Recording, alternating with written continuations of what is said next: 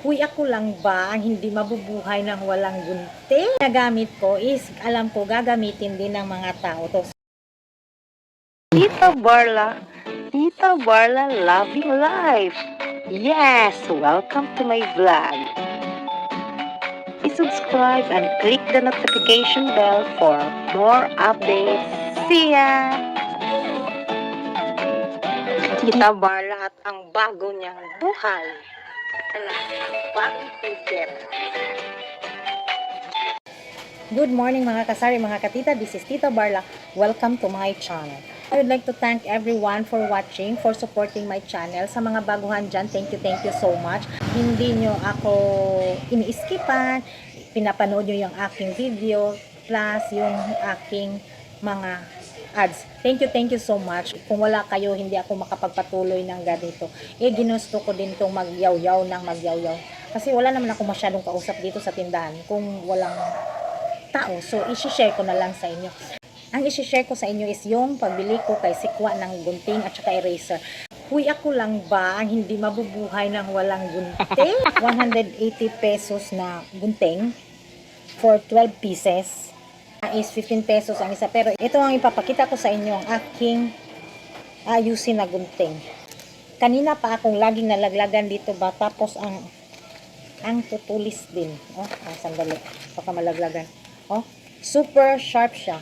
So, gagawin ko tong isa-isa para hindi maglalaglagan. Tsaka matago siya. Wait nyo lang kung anong gagawin ko. Gagawin ko to para bang National Bookstore. Char. Ako kasi yung tao na hindi mawawala ng gunting. Pag nawala yung gunting ko, parang may World War III ba? Yes, kumbaga ang puhunan nito is 15 pesos isa. Ang kay Sikwa is 18 ang bintahan niya. Stainless steel. Yan, kay Sikwa to. Dati yung nabili ko is maliit nito. Parang pangbata. Tapos pangbata talaga. Tapos later on, hindi na magkamit. O diba? Pangbata talaga na hindi matulis. Pero ngayon, marami na rin bumibili na kahit adult. O yun na lang gagamitin ko. Tapos may mga bumibili, ginugupit-gupit ko dito hanggang hindi na lang, binigay ko na lang ng ganun. So ngayon is, iibahin ko na naman yung style niya, yung bago na yon. So di ko naman in-expect na, gusto nating mabentahan, pero di ko na-expect na talagang nabibili din pala itong mga gunting na to. Baka tulad din sila sa akin na mahilig din sa gunting-gunting. O diba? Syempre, bumili din ako ng eraser, 120 pesos. Actually, ang puhunan nito kung 120 divided by 30 is 4 pesos only. Gusto ko sanang bumili ng iilan lang ba, pero nung pagtanong ko kay Sikwa na magkano yung isa, sabi nila is 8 pesos. Uy, Diyos ko, 4 pesos. Kaya bumili na lang ako ng isang box na 120, 30 pieces. So, 4 pesos lang ang puhunan. So, hindi naman to masira. So, pwede ko na tong i-keep na lang for the next school year or ano. Kasi, patapos na ngayon school year, pero mag-i-imbak na rin ako for the next school year ng paunti-unti. Ito mga kakailangan. Ni-recycle ko lang na karton ng sigarilyo, pero babalik pa rin ko yan. So, ito lang talagang gusto kong mahanap, yung something like protect. So, ayan, kaya dito. Pwede pala to, dalawa na pala to dito. Akala ko isang side lang kasi. Gumagawa ko ng rectangle, di ko alam talaga kung ano yung size. Basta, sinukat ko lang yung gunting na magkasya siya doon na pang patigas ba. May sarili din akong gunting. Bali, gawin ko tong cardboard. Gugupitin ko to isa-isa na parang ka-length din ng gunting at saka ay 12 pieces kasi 1 dozen yung gunting ko. Ganyan ba? Ganyan kalaki. So, 12 ang gagawin natin. Ayan, tapos na akong nagunting at napansin kong hindi pala straight. Diyos ko, parang hindi magandang tingnan. Ako, uulitin ko na nga lang, sayang tong karton at wala na akong choice, kaya ako nagka-cutter na lang, ginawan ko ng paraan at para magiging maganda din ba tingnan. Ayan, cutter na naman, okay lang. Itong cutter na to ay free to. Bumili ako ng laminator. Sarili kong gunting. Kasi yung gunting kong luma, which is Yung gunting kong luma, di ko naman namalaya na pareho sila ng kulay. At pareho din ka-size. Kasi this is, ang tagal na, 19 po dati na to. Bumili ako ng bago for myself. Kasi ito, pangit na din yung gitna. Kasi yung mga time na, yung mga bata na bumili dito ng, tawag nito, ice pack. Pinapahati nila. So, itong ginagamit ko. So, ayan, napapangit na yung itsura. Yan, hindi na siya talagang straight. Kaya, kinakater ko na lang muna. Iba pa muna. Saka na muna yan. Ayan, meron talang chewing. Ito, story time tayo. Ako ay nabubuhayan ako ng loob. Nabubuhay yung dugo ko pag may kinukulikot ako, may ginugunting-gunting ako. Dati pa nga yung nagtatrabaho pa ako yung may mga activity sa office. Tapos sabi ng ma'am namin na ikaw na ang mag-decorate. Yung parang ang decorate ko lang naman is hindi naman yung kagandahan na pang professional, pero ang gamit ko talaga is yung gunting at saka mga papel. Magpiprint lang ako doon. Tapos ginagawa ko yon in between nang magpi-payroll ako. Pag naboboard ako doon sa payroll, kumbaga nag-i-encode ako, at the same time nagpiprint yung mga design na yun. Gagawa ako ng party fan, nagpapapalobo ako, tapos yun ginugupit-gupit ko, nagdi-design ako hanggang halos na lang maubos-ubos na lahat ng mga scratch doon sa office, kasi ayoko din naman na gagamitin yung bagong mga bond paper. Pumunta ako ng ibang department, manghingi ako ng scratch paper nila, yung baliktad ba, yung pwede pang magamit yung likuran. Minsan din pag mga fan lang, yung party fan, pag na-print na yung buo, hindi na yun makikita yung mga sulat-sulat. So pwede ko pa rin yung gagamitin, depende na lang kung ano yung design na gusto ko. At yun, natutuwa ako, parang nabuhay-buhay ako. So ngayon, nandito ako sa tindahan, parang wala na nga akong masyadong ginagawa. Kumbaga ba, iba talaga yung ginagawa ko dati. At ang feeling ko is parang, alam ko, nag-iisip din ako sa tindahan, kaya ang gusto ko din is yung bang mga buting-ting din. Kaya ayun, ginagawan ko tong paraan ng aking gunting na parang nagre-repack ako, ba't nilalagyan ko siya ng label. At ito ngayon, napahinto ako kasi ay naku, kung kailan ba ako natapos nagkakat-kat. Ang label pala ay hindi tugma, at paano ko lalagyan ng butas para ibitay.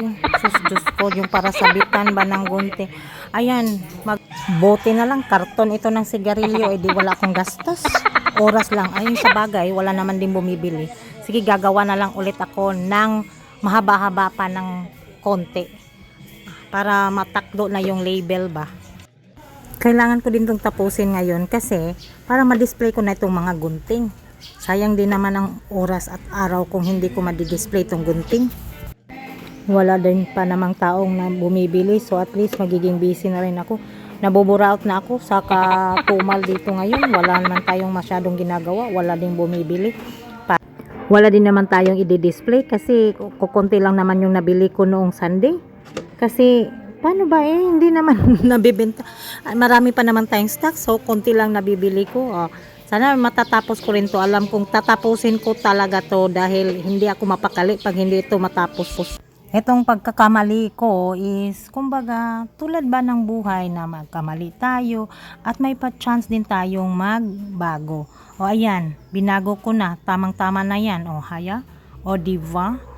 O di walang gastos. Ang karton, ayan. Kahit may konting nakita dyan na kulay-kulay, hindi naman masyadong halata. Ito ngayon, igugupitin ko na naman to isa-isa. Ang gusto ko sana tanggalin tong plastic ba, yung naka-individual niya. Pero hindi pala ako pwede na tanggalin ito. Kasi ako lang, is ako ay acidic na, sobrang acidic ko. Diba, kahit ordinaryong tao, yung mamimili, tayo pa kayang nagtitindahan, di kung mamimili ako lang mga dilata doon sa grocery store, talagang hinahanapan natin yung maganda. Kung nga yung yupi-yupi na lata tapos pagdating dito sa tindahan, mga ilang buwan, Kasi hindi naman niya agad-agad mabibenta sa akin. Basta may isa, dalawa ako stocks. Pagdating ng ilang buwan, as nangangalawang talaga siya. Dahil ay yung mga lata na yun, nahawakan ko na, ang tawag nito, yung nagpe-presyo, yung nagpupunas para hindi maalikabok, nahahawakan ko. So, yung nahahawakan ko ay yung kakalawangin. Which is, pangit naman, 'di ba, sa stocks natin na kakalawangin. Kaya, ang ginawa ko na lang is, yung talagang may papel ang hinahawakan ko.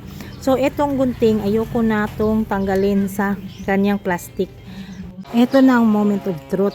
Piniprint ko sana yung label ba, na direct doon sa karton ng sigarilyo. Diyos ko, hindi ba naman lumalabas dito yung papel? Natakot ako.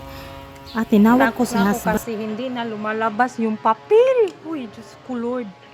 Uy, sana kaya yun? Uy.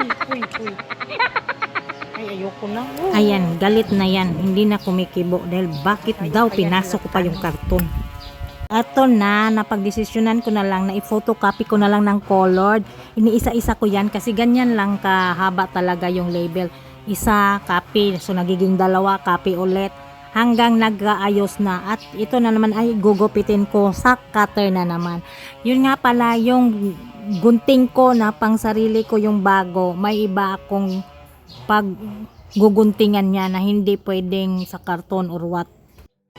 Oh, para totoo, stainless steel scissors. Lagyan ko ng label. Oh, itong si label, pagdidikit ko doon sa karton kung kinakat. Oh, di ba, bongga.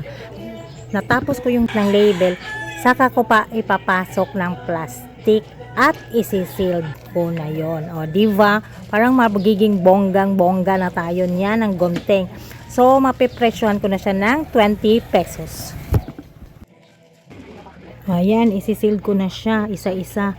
Itong sealer naman to ay binigay to ni Miss Jen. Ah, hindi.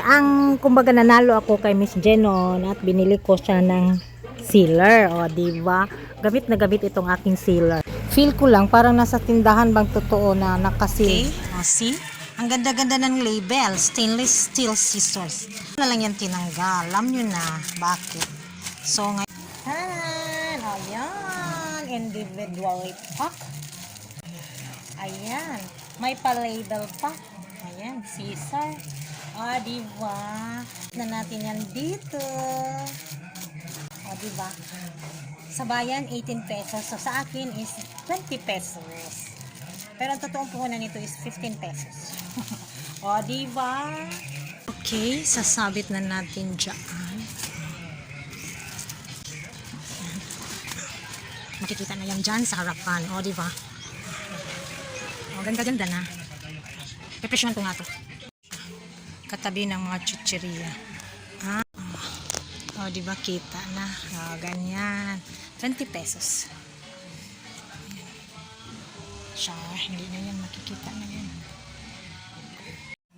So, yun lang ang isi-share ko for the day. Thank you so much, everyone.